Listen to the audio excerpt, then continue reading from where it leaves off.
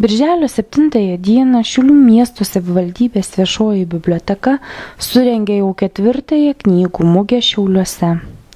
Bibliotekoje gyvuoja graži tradicija, kad knygų mugės metu Šiaulių miesto gyventojai turi puikią progą susitikti su knygų autoriais.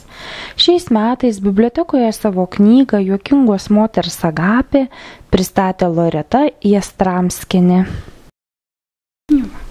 Šiandien Šiaulių miesto bibliotekoje pristatysiu antrąją savo knygą Juokingos moters Agapė, kurią išleido Homo Liber leidykla.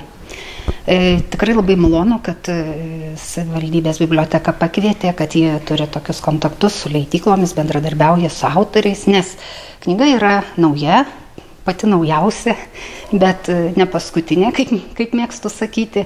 Ir šiaip ji apima 10 metų Lietuvos mūsų gyvenimo.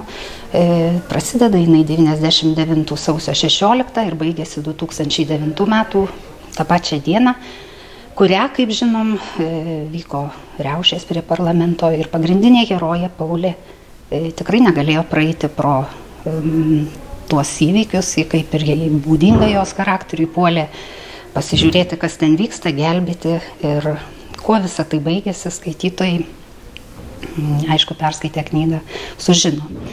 Jeigu kalbėčiau plačiau šiek tiek, tai tikrai išskirčiau knygos pagrindinės 3 temas.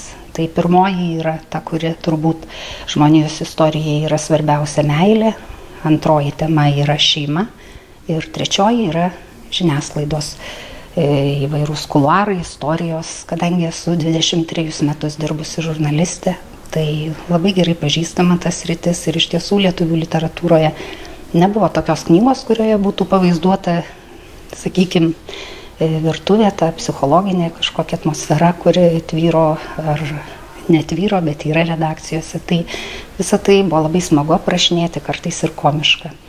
Na, visiems savo skaitytojams visuomet mėgstu pasakyti, kad tokį kaip ir moto šios knygos, kad ne kiekvienas džiaugsmas yra gėris, kaip ir ne kiekvienas skausmas yra blogis.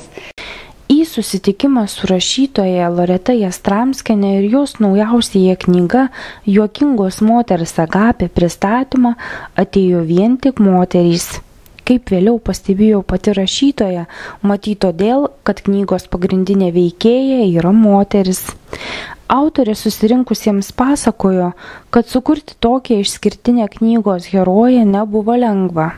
Ji prisipažino, net 3 metus vakarais po darbo namo eidavosi pėsčiomis, tam, kad apmąstytų kiekvieną savo herojės Paulės žingsnį. Beje, pati herojė be galo panašiai knygos autorė, mat kaip ir ji, turi tą pačią specialybę, yra žurnalistė. Leidyklos Homo Liber direktorius Vilius Gužauskis, kalbėdamas apie šią knygą, džiaugiasi joje radęs 3 dalykus. Kai jūs pradėjot kalbėti, kas bus po 100 metų, tai aš iš karto pagalvojau, taip, po 100 metų nieks nežinos, kaip mes čia gyvenom, kas čia vyko, kas čia darėsi, kadangi kita literatūra truputį kalba apie kitus dalykus. Daug labai tokios negatyvios literatūros šiuo metu rašoma. O Loretos Jastramskienės romanas leis pasižiūrėti gal gana objektyviai. Na, aišku, tas objektyvumas sąlyginis dalykas, bet pamatys, kaip pas mus buvo priimta karalienė, kaip vyko šturmas ir kaip ten Seimo rūmų šturmas ir kaip ten kentėjo visai nekaltas žmogus, kalba. Jinai yra ir turtinga, ir atsakingai vartojama ar naudojama, kokį čia žodį reikėtų pasakyti.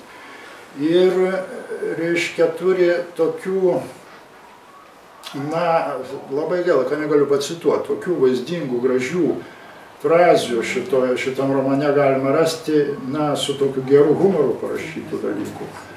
O trečias dalykas tai yra, na, tarkim, šito romano pamfletinis arba stilius arba rašymas su humoro jausmu. Susitikimo pabaigoje atsakiusiai susirinkusiųjų klausimus knygos autorė smagiai dalino autografus, sustojo nusifotografuoti bendroje nuotraukoje.